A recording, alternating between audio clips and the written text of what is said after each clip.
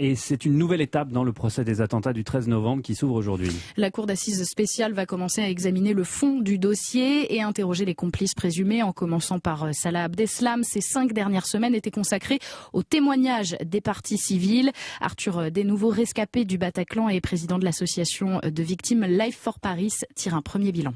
Ces 5 semaines, encore une fois, ça a été l'occasion d'une parole beaucoup plus libre que ce à quoi on s'attendait. Ça a aussi été pas vraiment l'occasion d'un dialogue avec les accusés, mais en tout cas, on a pu avoir quand même quelques réactions. Et donc, au terme de ces 5 semaines, on a l'impression d'avoir pu dire tout ce qu'on avait à dire, ou presque, d'avoir été entendu et probablement d'avoir été compris au-delà de la salle d'audience. Pour moi, une des questions qui reste, en fait, c'est qu'est-ce que le procès fait de ces 5 semaines. J'ai l'impression qu'elles ont beaucoup marqué la société française. Et qu'est-ce que la justice fait de ça, dans une dynamique du procès où maintenant on va s'intéresser aux accusés, aux faits? Est-ce que ça revient juste à la toute fin, au moment de donner les peines, ou est-ce qu'en fait ça va marquer un peu le procès dans toute sa longueur, par son émotion ou par les implications que ça a eues?